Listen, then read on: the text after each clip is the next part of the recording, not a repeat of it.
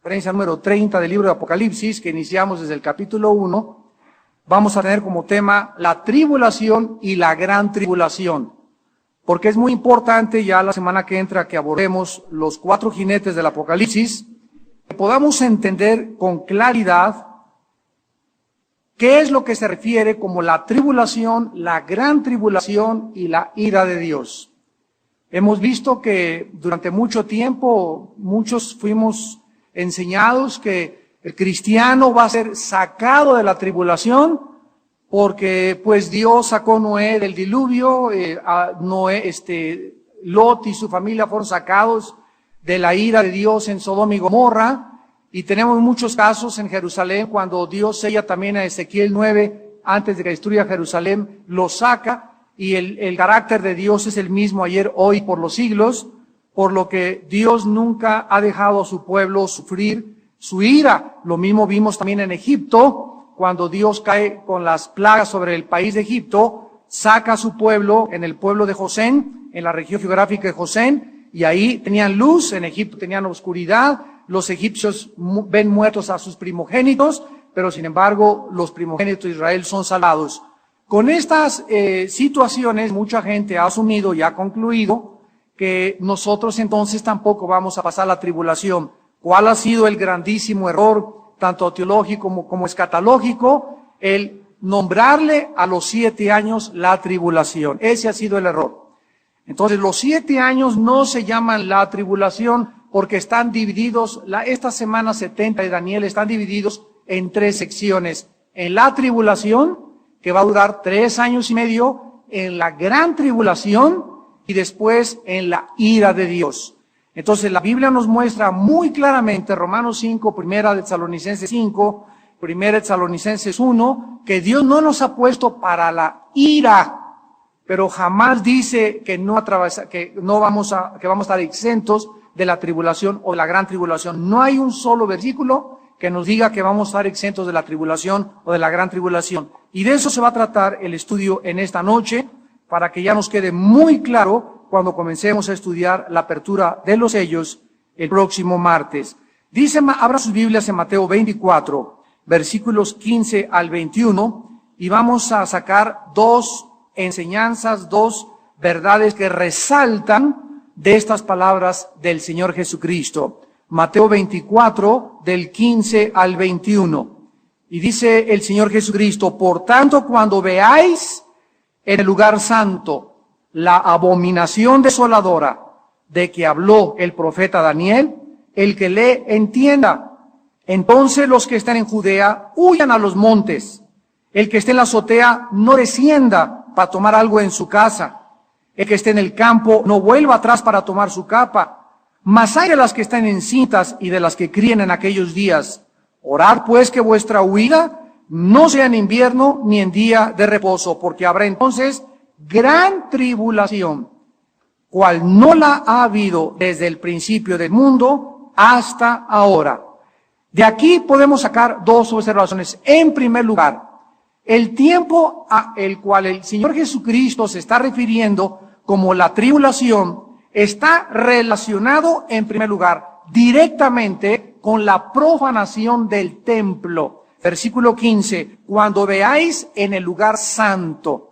Esta cita de Cristo es traída de 650 años antes de Cristo con el profeta Daniel, cuando él escribió, lo vimos en la clase pasada, en Daniel 11, en Daniel 12, en Daniel capítulo 9, que la abominación desoladora es uno de los nombres o epítetos que se le designa al anticristo.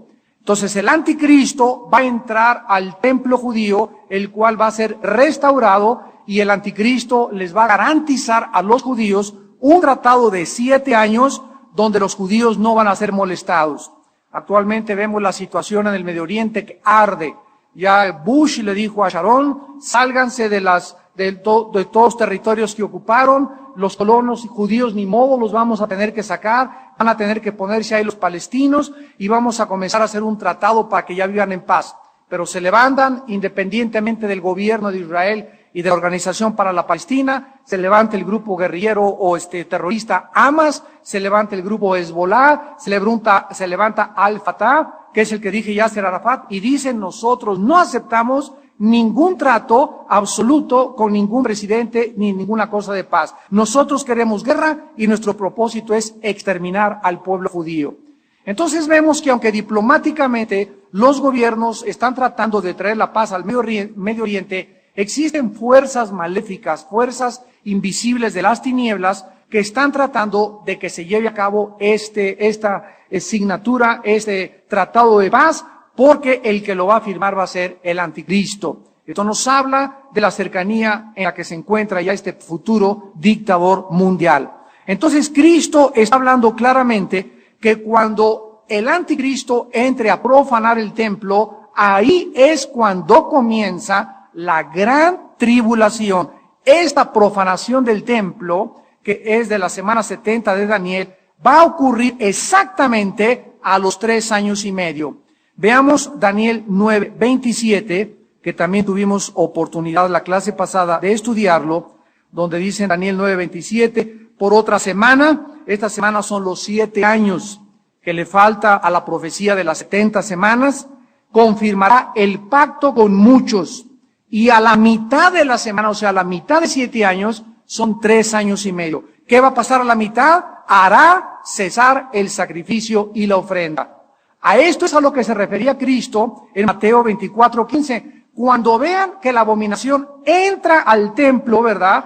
Entonces ahí Daniel dijo que es cuando él va a cesar el sacrificio y la ofrenda. O sea, el anticristo entrar a sacrificar un cerdo, un puerco, profanando el templo de los judíos, por lo cual tienen prohibido ellos hacer un sacrificio con puercos. Dios nunca les dio los puercos para el sacrificio en Levítico, les dio los chivos, les dio los borregos, les dio los machos cabríos, les dio los corderos, les dio los becerros, etcétera, etcétera. Entonces Cristo está aquí claramente diciendo que aquí comienza la gran tribulación, a los 3 años y medio, a la mitad de la semana, cuando el anticristo entre a profanar el templo. En segundo lugar, la segunda verdad que sacamos de Mateo 24 es que la palabra tribulación, que dice en el versículo 21, habrá gran tribulación, cual no la ha habido desde el principio del mundo hasta ahora ni la habrá, tiene el adjetivo gran.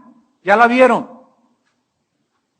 Habrá gran tribulación, Mateo 24:21, y este adjetivo gran es mega en el griego. Habrá una megatilipsis, una gran tribulación. Esto es diferente a la tribulación de los primeros 3 años y medio. Entonces, esta tribulación con el adjetivo mega, antes, el Señor está hablando ahora de una gran tribulación. Antes del versículo 15, estuvo hablando de tribulación y de principio de dolores, pero no es hasta que el anticristo, insisto, métanse eso en su cabeza para que lo tengan de una forma gráfica en su mente, no es hasta que el anticristo entra a profanar el templo que se inicia la gran tribulación, que se inicia la persecución de los santos, la persecución de los judíos, la masacre que el anticristo va a desarrollar y que la vamos a estudiar en el 5º sello en Apocalipsis 6. Ahora, vean ustedes que ahí en Mateo 24:29 vuelve Cristo a decir e inmediatamente después de la tribulación. ¿A cuál tribulación se está refiriendo? A la del versículo 21, que es la megatilipsis, la gran tribulación. Después de esta gran tribulación, dice Jesucristo, está hablando de que ahí va a existir señales cósmicas. ¿Cuándo comienzan las señales cósmicas? Después de la gran tribulación, o sea, en el 6º sello que vamos a estudiar también en el libro de Apocalipsis. De las 4 veces que Cristo menciona la palabra tribulación dentro del contexto profético, siempre está hablando de la gran tribulación que comienza a la mitad de la semana 70 de Daniel. Y cada vez que se usa la gran tribulación, siempre se refiere a la persecución de los elegidos de Dios. Siempre, siempre, nunca a la ira de Dios. La ira de Dios va contra la humanidad. La ira de Dios es el juicio del cielo contra los moradores de la tierra. La gran tribulación es contra los santos. Es la persecución del anticristo contra la iglesia y contra los judíos. Entonces, proféticamente, la gran tribulación se refiere a la ira del hombre contra el hombre y nunca a la ira de Dios contra el hombre. Ahora vayamos a Apocalipsis 7 y veamos otra vez dónde se usa megatilipsis o la gran tribulación. Siempre estudiar las palabras, sobre todo etimológicamente en el griego, y las frases donde aparecen en la Biblia, nos ayudan a formar el rompecabezas. En Apocalipsis capítulo 7, versículos 13 y 14, vemos que se vuelve a usar la misma frase y veamos con qué se relaciona. Entonces, uno de los ancianos habló diciéndome, estos que están vestidos de ropas blancas, ¿quiénes son y de dónde han venido? O sea, este cuadro que encontramos y que estamos describiendo es el cuadro donde aparecen de repente en el cielo después del sexto sello. Después del sexto sello, después de las perturbaciones cósmicas que vamos a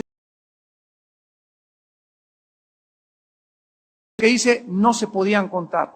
Millones de cristianos en el cielo. Todos al mismo tiempo aparecen de repente. Y le pregunta el Juan, ¿quiénes son estos? Y uno de los ancianos le dice, versículo 14, tú lo sabes. Estos son los que han salido de la megatilipsis, de la gran tribulación, y han lavado sus ropas y las han emblanquecido en la sangre del Cordero. Vemos pues que aquí, cuando la gran tribulación se inicia, después de la gran tribulación, dice, han salido de la gran tribulación. O sea que todavía hay personas en la tierra, pero al acabar la gran tribulación salieron millones de personas. Aquí vemos claramente, sin ningún lugar a dudas, el arrebatamiento de la iglesia. Han salido de la gran tribulación. Y en el momento en que millones de cristianos son sacados de la tierra, al acabar la gran tribulación, la cual será acortada por Cristo, si no fuera cortada, casi nadie sería salvado. Entonces, en ese momento en que salimos y somos arrebatados y termina la gran tribulación, en ese momento cae la ira de Dios, las trompetas y las copas sobre el mundo. O sea que el rapto de la iglesia será el mismo momento, el mismo día en que la ira de Dios cae. Somos sacados y la ira de Dios cae sobre el mundo, porque Dios no nos puso para que estemos cuando su ira caiga sobre los moradores de la tierra. Podemos concluir entonces que dentro del contexto profético, la gran tribulación se usa para describir, apúntalo, la gran tribulación se usa para describir el tiempo que comienza a la mitad de la semana 70 de Daniel y nunca antes de la mitad. Nunca se usa la gran tribulación hasta que comienza el anticristo a la mitad de la semana, a los 3 años y medio, a comenzar a perseguir a los cristianos. Veamos y contestemos algunas objeciones posibles. Algunas personas podrían objetar a esta posición con las siguientes preguntas. Bueno, ¿qué acaso no toda la semana 70 de Daniel es un tiempo de suma dificultad, por lo cual le podemos llamar a todos los 7 años la tribulación? Esto es verdad, pero de ninguna manera se justifica usar el término para designarlo como el periodo todos los 7 años de la gran tribulación, porque la Biblia no nos lo permite. Tenemos que ser muy cuidadosos con las frases, los términos, las palabras acuñadas por el Espíritu de Dios. Ahora, claro que siempre han existido periodos de tribulaciones en el mundo, de la historia, de angustias, de aflicciones a los santos, pero ninguno se le ha podido llamar la gran tribulación a la cual el Señor Jesucristo se refirió. Por ejemplo, cuando los romanos en el año 68, 70, llegaron a Jerusalén y masacraron a miles de judíos y miles huyeron por sus vidas, fue un tiempo indudablemente muy difícil para los judíos, pero no se podría llamar la gran tribulación. En el siglo XIV se estima que murieron 25 millones de personas por la peste negra, o también se le conoció como la peste bubónica en Europa. También fue un gran tiempo de enormes sufrimientos y aflicciones, pero tampoco se le puede llamar la gran tribulación. Durante la Guerra Civil de los Estados Unidos murieron 50,000 americanos en solo 3 días en Gettysburg. Y fue un tiempo en que los americanos entre ellos se mataban, los del norte contra los del sur. Esto provocó un gran dolor nacional, una grande aflicción, pero tampoco fue la gran tribulación. Durante los años 1938 al 45, durante la Segunda Guerra Mundial, se estima que murieron 40 millones de seres humanos, incluyendo 6 millones de judíos. También fue un tiempo de muerte, desolación, masacre, pero tampoco podríamos atrevernos a llamarle la gran tribulación. Ahora, alguna otra persona podría decir, oiga, ¿no es cuestión de semántica nada más? O sea, escoger diferentes palabras que realmente no significa nada. ¿Qué diferencia hay que se le llame la semana 70 de Daniel o el período de la tribulación? Realmente es muy grande la diferencia para poder contestar esta pregunta. Si a la semana 70 de Daniel se le designa inapropiadamente con el término, es el período de la tribulación, y Dios nos va a sacar de la tribulación, por lo cual antes de los 7 años nos vamos a ir, y a los creyentes nos recuerda que Dios no nos ha puesto para la ira. Miren ustedes en la primera carta a los Tesalonicenses, capítulo 5, claramente, que dice la Biblia en el versículo 9, primera de Tesalonicenses 5:9, porque no nos ha puesto Dios para ira, sino para alcanzar salvación por medio de nuestro Señor Jesucristo. Primera de Tesalonicenses capítulo 1, versículo 10, y esperar en los cielos a su Hijo, al cual resucitó de los muertos, a Jesús, quien nos libra de la ira venidera. ¿Se dan cuenta? Siempre que la Biblia está hablando de que vamos a ser rescatados, de que vamos a ser sacados, siempre es de la ira. Entonces no podemos llamarle a los 7 años la tribulación, porque es un periodo de 3 años y medio de tribulación. Otro periodo muy corto, no se sabe cuánto va a durar la gran tribulación. La tribulación 3 años y medio, pero la gran tribulación, Cristo dijo en Mateo 24, que será acortada por causa de los elegidos. O sea, ahí está Cristo mencionando que en la gran tribulación el anticristo va a perseguir a los cristianos. Entonces ahí está la iglesia de Jesucristo a la mitad de la semana 70 de Daniel. Entonces siempre la Biblia nos muestra que la gran tribulación es un periodo acortado, la tribulación 3 años y medio, y la ira de Dios es cuando Dios descarga, repito, su ira en contra del mundo. Ahora, vean lo que dice en Primera de Tesalonicenses capítulo 5, comenzando desde el versículo 1, pero acerca de los tiempos y de las ocasiones no tenéis necesidad, hermanos, de que yo les escriba. La iglesia de Tesalónica estaba muy interesada en saber con fechas, igual que nosotros. Oye, pero yo quiero saber exactamente cuántos años nos quedan, en qué año, en qué fecha. El día y la hora no lo sabemos, pero él nos da muchos tips, muchas frases claves para que podamos entenderlo. Dice el versículo 2, porque vosotros sabéis perfectamente que el día del Señor, escuchen, el día del Señor, siempre en la Biblia, tanto en el Antiguo Testamento, que es el día de Jehová, está asociado con el día de la ira. Entonces, cuando Pablo está escribiendo a los tesalonicenses del día del Señor, está hablando de esa época, no es un día 24 horas, es un periodo de tiempo que se refiere a la ira de Dios. El día del Señor vendrá como ladrón en la noche.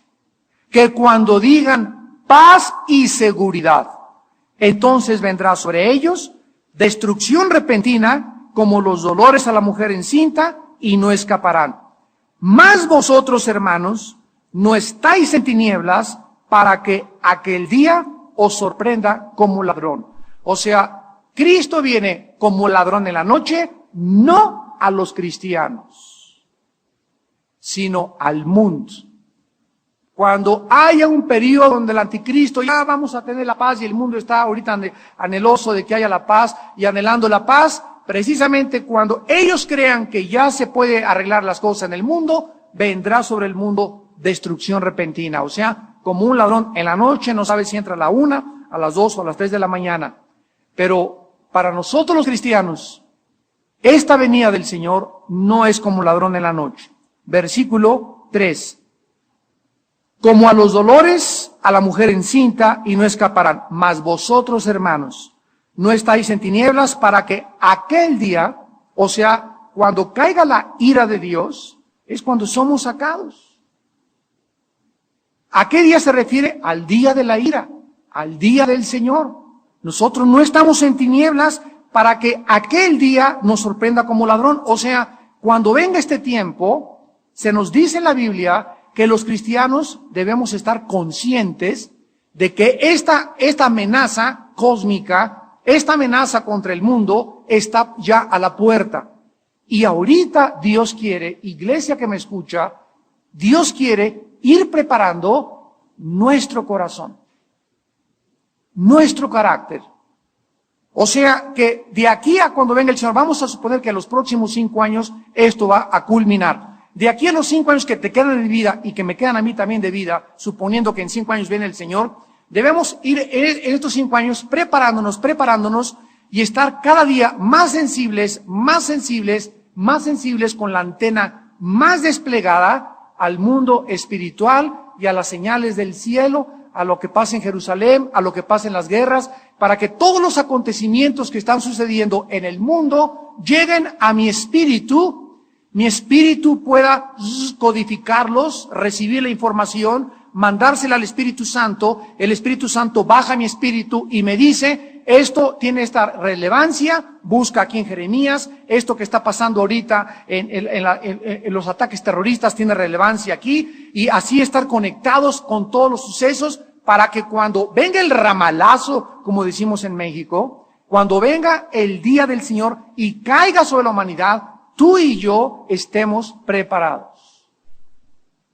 Porque si el día del Señor viene o el arrebatamiento de la iglesia viene y a ti te agarra dormido, ¿quién es un ladrón? El que agarra o sorprende dormido a una persona. Y por eso nos dice, velemos. Lo vamos a ver ahorita en este mismo contexto.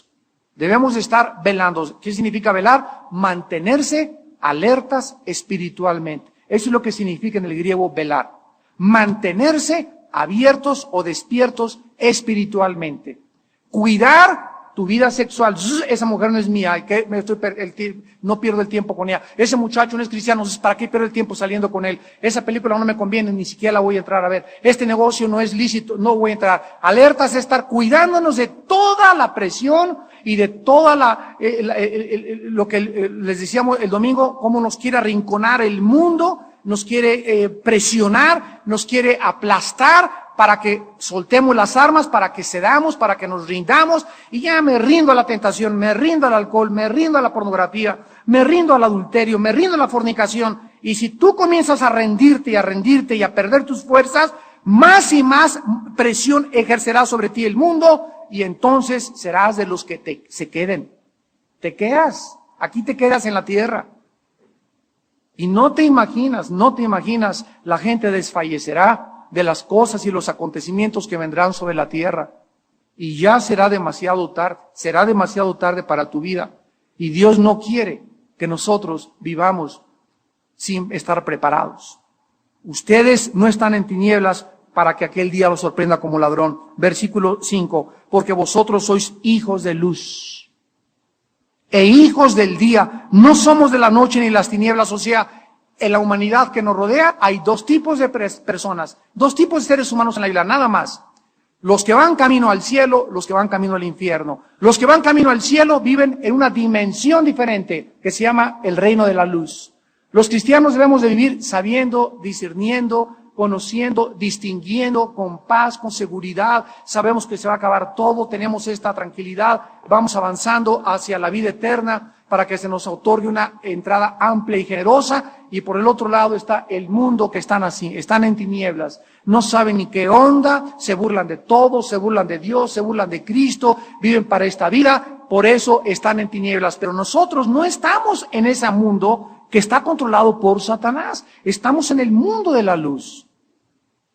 Y tú no tienes por qué vivir confundido si eres hijo y miembro de la familia de Dios. Versículo 6, por tanto, no durmamos como los demás, sino velemos y seamos sobrios. O sea, dormirse es bajar la guardia. Es olvidarte que diario tienes que orar, que diario tienes que hacer contacto con la Biblia, que diario tenemos que limpiar nuestra vida, confesar nuestros pecados, mantener guardado nuestro corazón sobre todas las cosas. Esto es lo que significa vivir despierto. Debemos de estar velando y ser sobrios, ser moderados. En todas las cosas debemos de ser sobrios en nuestra vida. Pues los que duermen, dice el versículo 7, de noche duermen. Los que se embriagan, de noche se embriagan. Pero nosotros, que somos del día, seamos sobrios, habiéndonos vestido con la coraza de fe y amor. La coraza era un peto que suponían los soldados que les protegía la parte más vulnerable del cuerpo físico, que es el corazón. ¿Qué se simboliza para que nosotros podamos creer que estamos con la coraza? Porque diario los dardos de Satanás están directos enviados a nuestro corazón. Pero mientras yo tenga la fe, se le llama aquí la coraza de la fe. ¿Qué significa? Mientras yo diario confíe en Dios, mi confianza está en Dios, mi confianza está en Dios, los dardos de Satanás van a rebotar. Porque sin fe es imposible agradar a Dios. Y dice 1 Pedro 1 que somos guardados por el poder de Dios mediante la fe. Dios te protege, Dios te guarde mientras tú confíes en Él. Mientras tú le creas. Y no hay forma de demostrar que le creemos y que confiamos más que haciendo su voluntad. Dice 1 Juan 3, el que tiene esta esperanza se purifica a sí mismo, así también como Él es puro.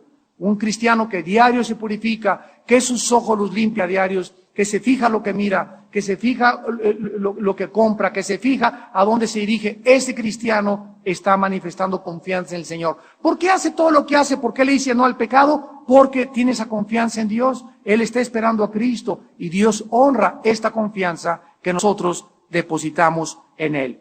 Dice el versículo 9, porque no nos ha puesto Dios, ahí está otra vez, para ira, sino para alcanzar salvación por medio de nuestro Señor Jesucristo. La palabra salvación en el griego soteria, aquí no solamente implica salvación de nuestros pecados, sino también ser rescatados del peligro. Ser rescatados, ser salvados, ser arrebatados. No nos ha puesto Dios para la ira, sino para que alcancemos rescate, para que cuando venga el cataplum, el ramalazo, seamos arrebatados, seamos rescatados, seamos salvados de la inundación que vendrá sobre este mundo. Y dice la Biblia en el versículo 10, quien murió por nosotros, para que ya sea que velemos o que durmamos, vivamos juntamente con Él. Por lo cual, animaos unos a otros y edificaos unos a otros, así como lo hacéis. ¿Cuál es mi responsabilidad con ustedes? Animarlos. ¿Cuál es la responsabilidad tuya con tu papá? ¿Con tu hijo cristiano? ¿Con tu mamá cristiana? Ay, vieja, pues ya perdí el trabajo, mi amor. Vamos a echarle ganas. El Señor está con nosotros. Y no, mi mamá me dijo que nunca me casara contigo. Eres un papanatas. ¿Ustedes creen que ese esposo está animando a su esposo? Para nada, ¿verdad? O llega el esposo a la casa y la mujer, ay, mi amor, te estoy cansada, me he quitado la trenza, la lavadora y los niños, mi amor, no te preocupes, mira, yo voy a hacer la cena, aunque vengo yo también cansado. Y esto se llama animar. Mientras más animemos a la gente a nuestro alrededor, más crecemos espiritualmente. Porque hay muchos que esperan, no, que me amen, que me chiquen, que me mimen a mí, que tengan amor de mí, que tengan misericordia de mí. En esta iglesia no hay amor y siempre están buscando que a ellos los mimen, los animen, pero ellos nunca animan, nunca le echan la mano a un hermano, ¿cómo estás? Ánimo, las cosas van a mejorar, estamos con Cristo, somos más que vencedores. Esto es lo que Dios está esperando de cada uno de nosotros, que continuamente nos animemos y nos exhortemos para que ninguno se endurezca por el engaño del pecado. Muy bien, Entonces vemos claramente, ¿verdad?, que los primeros 3 años y medio no son parte, para resumir, de la gran tribulación, ni de la ira de Dios, como muchos pretribulacionistas asumen, hermanos nuestros muy queridos, pues la gran tribulación y la ira de Dios son los últimos 3 años y medio de la semana 70 de Daniel. Ahora, veamos la gran tribulación. Regresemos a Mateo 24.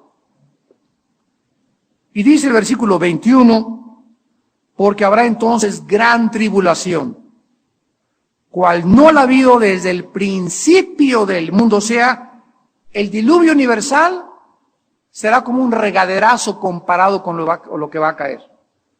El juicio contra Sodoma y Gomorra será, ¿verdad?, como una fiesta de cumpleaños.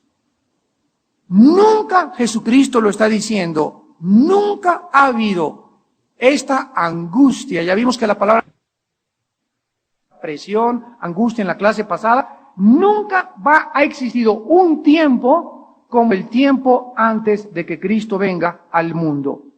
Ahora, aquí se menciona, ¿verdad?, la gran tribulación. El punto inicial de este periodo se puede establecer claramente cuando el anticristo, ya lo vimos, entra a profanar el templo.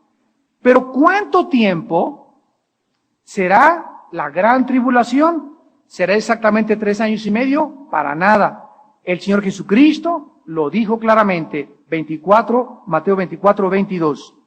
Y si aquellos días no fuesen acortados, ¿cuáles son aquellos días de los cuales está hablando? De la gran tribulación. Si los días de esa gran tribulación no fuesen, ¿qué cosa? Acortados. Nunca se habla que se van a cortar los primeros 3 años y medio. Se habla que se va a cortar el período de la gran tribulación. Si estos días de la gran tribulación no fuesen acortados, nadie sería salvo. O sea que hasta la gran tribulación, el Espíritu Santo continuará operando en el mundo, convenciendo de justicia, pecado y de juicio a la humanidad. El Espíritu Santo continuará salvando a las personas, mas por causa de los escogidos, de los eclectos en el griego, que significa los que han sido llamados fuera, los que han sido sacados. Esto es lo que significa la palabra escogidos.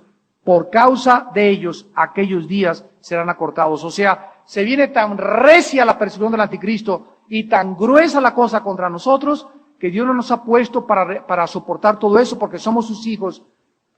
En ese momento Dios nos saca del mundo y viene contra el mundo la ira de Dios, que ya lo vamos a ver, será iniciada con las trompetas.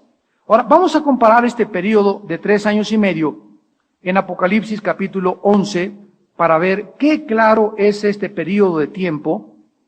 Apocalipsis 11, que es exactamente los 3 años y medio. Escuchen, 3 años y medio es igual a 42 meses o a 1260 días. Los años en la Biblia no son de 365 días, son de 360 días. Un año en la Biblia es de 360 días. Es el año, la cantidad de días del calendario judío. Entonces nosotros, nuestro calendario es de 365 días, horas, minutos y segundos. Pero el año de la Biblia es 360 días. Entonces 3 años y medio son 1260 días. Tiempos y la mitad de un tiempo, o 42 meses. Son 4 sinónimos o 4 términos acuñables que forman parte del mismo periodo de tiempo. Veámoslo pues. Apocalipsis 11, del 1 al 2. Me fue dado entonces una caña semejante de medir, una caña semejante a una vara de medir, y se me dijo, levántate y mide el templo de Dios, y el altar y a los que adoran en él. Pero el patio que está fuera del templo, déjalo aparte y no lo midas, porque ha sido entregado a los etnos, se tradujo a los gentiles, y ellos hollarán la ciudad santa, ¿cuánto tiempo? Muy bien, aquí se nos muestra que cuando una caña o una vara es entregada en el judaísmo, esto implicaba juicio. Cuando yo le hice a Ezequiel, ve y mide esta ciudad, o pon una plomada sobre esta ciudad, era para ver hasta dónde había llegado ya el colmo de sus maldades. Y Dios usa una figura simbólico para hacernos entender que es como, ahí va Juan, y dice Cristo, cuando llegues al metro, cae el juicio. Y Juan ya lleva 90 centímetros, o sea, ya lleva 30 años de su vida, 25 años de su vida pecando y pecando. Jaja, a mí no me pasa nada, y yo tengo salud, y me río, y soy adúltero, y fornico, etcétera, etcétera. Y dice Dios, basta. Solo Dios sabe cuándo te va a decir a tu vida, basta.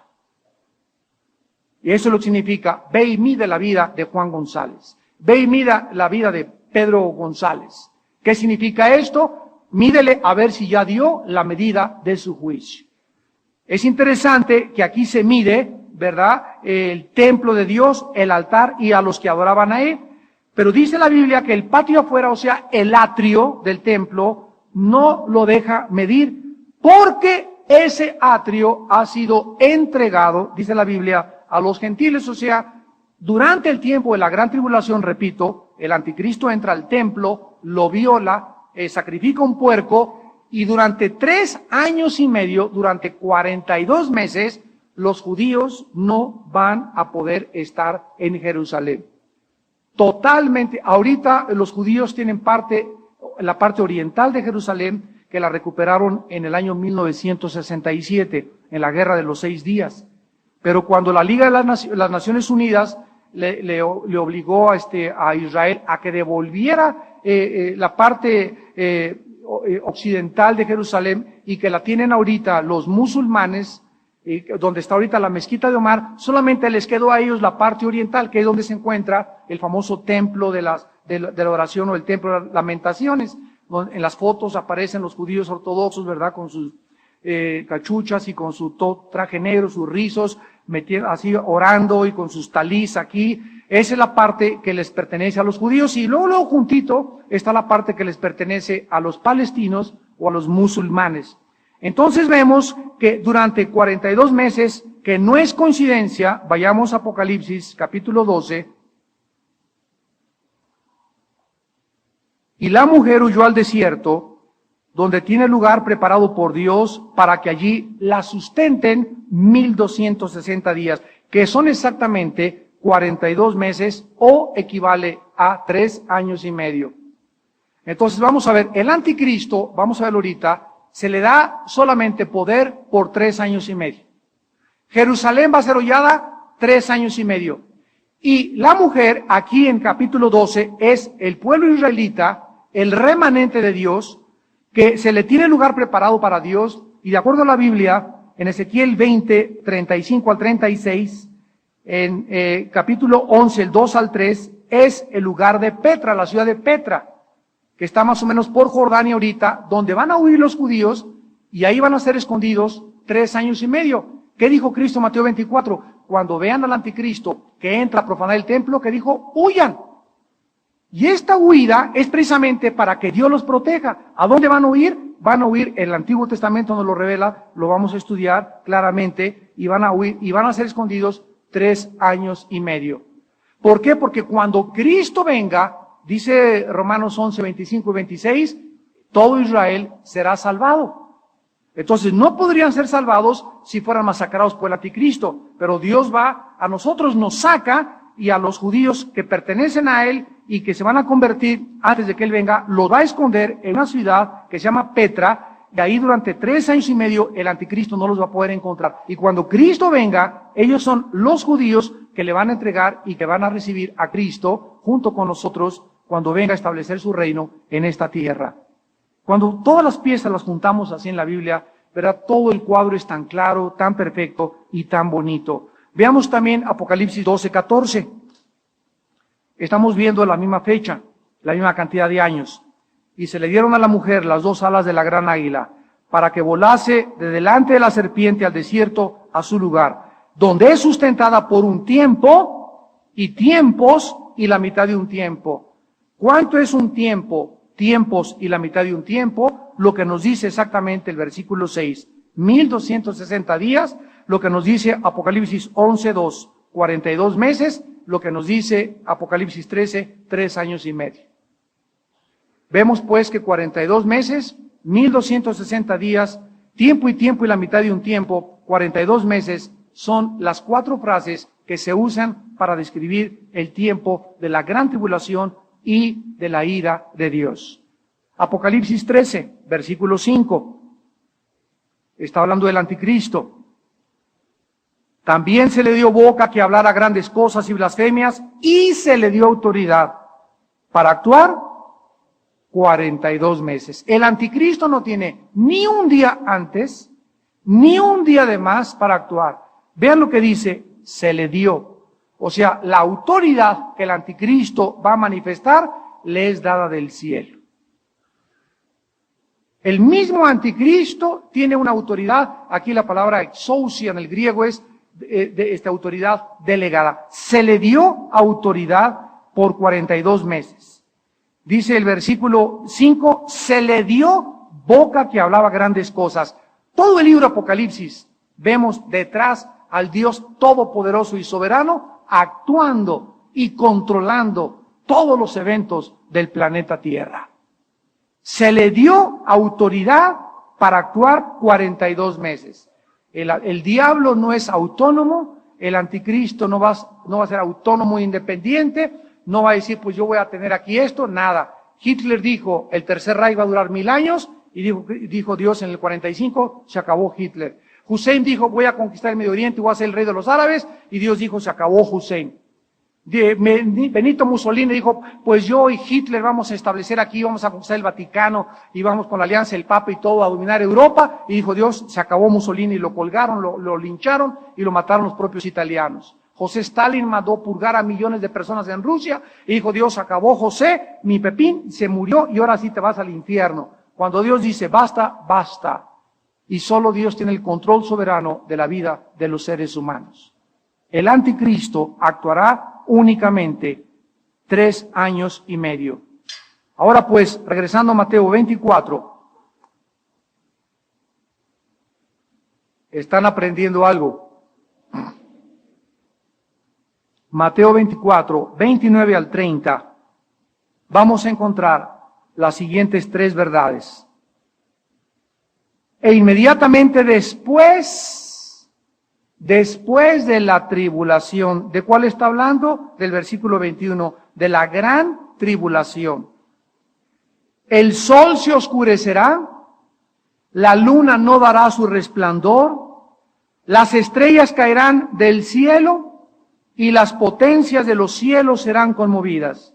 Es interesante que aquí la palabra cielos es la palabra griega uranos, de donde viene la palabra uranio, material químico con el cual se fabrica la bomba atómica.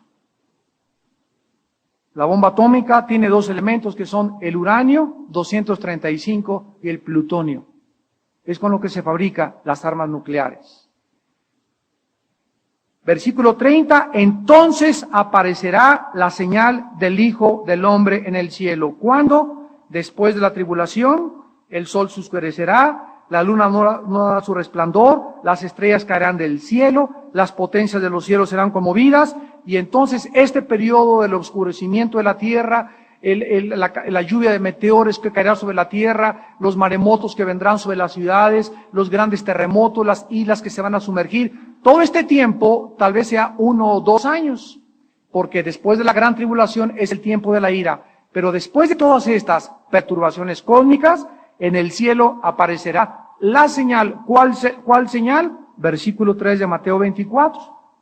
Estando él sentado en el monte de los olivos, los discípulos se le acercaron aparte diciendo, dinos, ¿cuándo serán estas cosas? Esta primera pregunta es, ¿cuándo terminaría la ciudad de Jerusalén o el templo de ser construido o derribado? Esto se cumplió 70 años después de que murió Cristo, cuando el general romano Tito llega a Jerusalén en el año 68 al 70 después de Cristo y arrasa y no deja piedra sobre piedra en Jerusalén.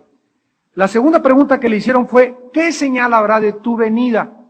Y la tercera, y del fin del siglo. Aquí, versículo 30, Cristo está contestando la señal de su venida. La señal del final del siglo serán las perturbaciones cósmicas.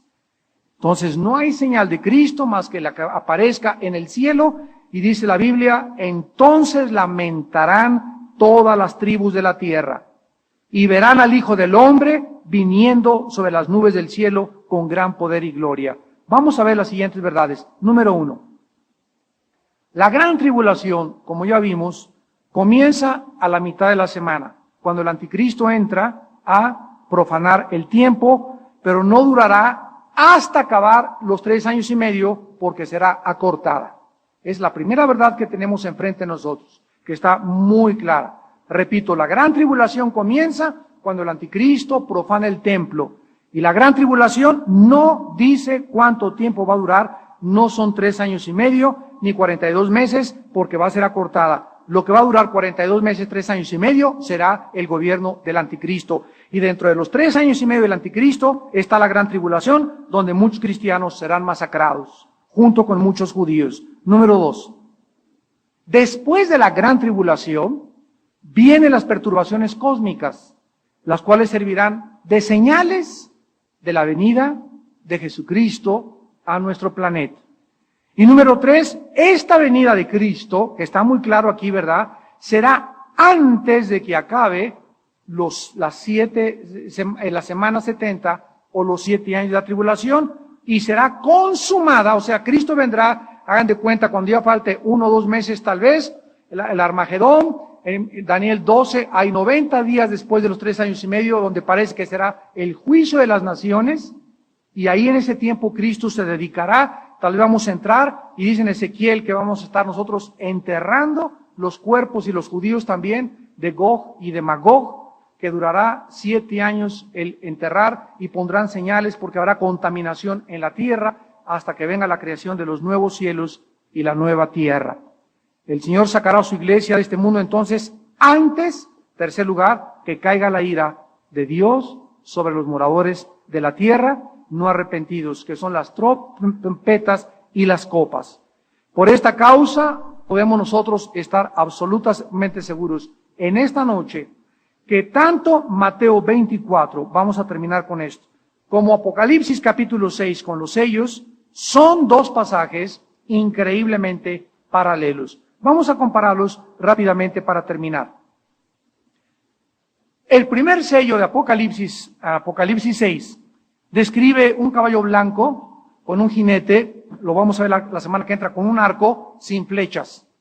Nos está hablando de un personaje en caballo blanco que no es Cristo, ¿verdad? Es del anticristo.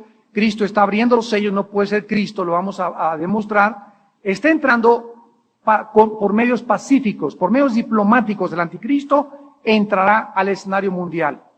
En Mateo 24, 4 y 5, Cristo habla de esa paz. Habrá cristos falsos que traerán falsas promesas de paz. O sea, el primer sello es exactamente a Mateo 24, 4, 5. El segundo sello, un gran jinete con una espada y se le da poder de quitar la paz. Mateo 24, 6 al 7. Habrá guerras y rumores de guerras. Tercer sello, hambre. Apocalipsis 6, 5 al 6. Jesús dice en Mateo 24, 7, que vendrían hambres, terremotos y pestes en diferentes lugares. El tercer caballo de Apocalipsis está en Mateo 24, número 7. El cuarto sello representa las guerras, las plagas, con el jinete de la muerte, el caballo. La muerte, el color amarillo, es la característica de un cuerpo en descomposición. Cuando una persona se está muriendo se pone amarilla, y por eso el jinete es amarillo, porque habla de muerte, y el Hades, dice en Apocalipsis el cuarto sello, le sigue. O sea, a la muerte le sigue el Hades. ¿Qué significa? Que todos los muertos en el cuarto jinete, el Hades le sigue, se irán al infierno.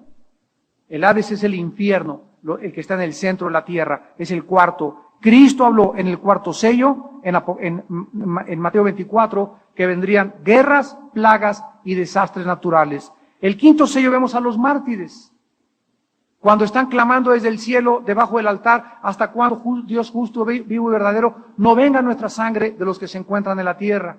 Y se les dieron vestiduras blancas, se les dijo que se esperaran un poco de tiempo, hasta que se completara el número de sus hermanos que habrían de ser muertos igual que ellos. Mateo 24, 9, Cristo dijo que muchos morirían como mártires. El sexto sello, perturbaciones cósmicas. La luna se oscurecerá, el sol se pondrá como sangre, las estrellas caerán. Mateo 24-29, Cristo dijo, las potencias de los cielos serán conmovidas. Y el séptimo sello revela el cataclismo de todos los juicios, incluyendo las trompetas y las copas que precederán a la venida de Cristo. Apocalipsis 6, Mateo 24, los pones así en un cuaderno, a los que les gusta estudiar en tu casa de tarea, y exactamente cada uno de los sellos es paralelo a cada una de las descripciones de Cristo de su última venida. Vemos pues cómo la Biblia es una armonía, toda la Biblia es una conjugación, la suma de la palabra de Dios es la verdad. Y cuando ponemos Apocalipsis, Daniel, Ezequiel, Zacarías, Mateo 24, Lucas 21, Marcos 13, que son 5 pasajes paralelos, podemos nosotros tener el cuadro completo. Y así es como Dios pinta el mundo futuro. Nos deja aquí el color de la acuarela verde, nos deja aquí el rojo, nos deja aquí el azul. Entonces, cuando yo comienzo a pintar el cielo azul con el azul, no sé abajo qué hay. Vengo aquí y checo que abajo hay esto y comienzo a pintar la casa. Yo no sé qué hay junto a la casa. Y aquí dicen las instrucciones que debo usar el verde y el verde ya me pinta los árboles. Y cuando ya tengo todos los colores y todo el cuadro, ya veo el cielo, la casa, el mar y todo lo que describe el cuadro o la mente del pintor. Y así es la Biblia. Dios no nos entrega todo en algo, nos lo entrega todo repartido en los 66 libros de la Biblia para que nosotros con diligencia busquemos, podamos inquirir y pagar el precio de escarbar y saber que los tesoros se encuentran enterrados. Ningún estudiante superficial de la Biblia jamás llegará a conocer la verdad. Yo me he cansado de decirles, hermanos en Cristo, junto con la Biblia, todos necesitamos 2 herramientas. La Biblia, un diccionario bíblico y una concordancia. Si tú cuando estudias la Biblia no tienes un diccionario bíblico y una concordancia, ahorita todo está en disquetes, en computadora, en softwares, hay unos programas increíbles donde están 5 versiones, bueno, hasta hebreo, en griego, etcétera, etcétera, es porque no te da la gana, porque no te interesa, porque no quieres pagar el precio, porque no anhelas conocer la verdad. Y Dios quiere que nosotros busquemos a Dios con todo nuestro corazón, porque Él nos promete que si lo hacemos, lo vamos a encontrar, nos va a dar mucha luz y aquel día no nos sorprenderá como ladrón. Oremos. Señor, te damos gracias por tu palabra, imperecedera, incorruptible, eterna, que nos guía siempre a toda la verdad. Bendito sea, Señor, porque tu palabra nos alerta y nos advierte claramente acerca de tu próxima venida y de la forma en la que tú, Señor, juzgarás al mundo. Los cielos y la tierra que existen ahora están reservados por la misma palabra, guardados para el día del juicio y de la perdición de los hombres impíos. Mas, oh amados, no ignoréis esto, que para el Señor un día es como 1000 años y 1000 años como un día. El Señor no tarda en venir. El Señor no tarda su promesa, porque muchos creen que se está tardando demasiado, sino que es paciente para con nosotros, no queriendo que en esta hora que tú nos estás viendo, también a través de la televisión, mueras y te sorprendan estas calamidades en el mundo sin tener a Cristo en tu corazón. Pero el día del Señor vendrá como ladrón en la noche, en el cual los cielos pasarán con grande estruendo y los elementos ardiendo serán deshechos, y la tierra y las obras que en ella hay serán quemadas.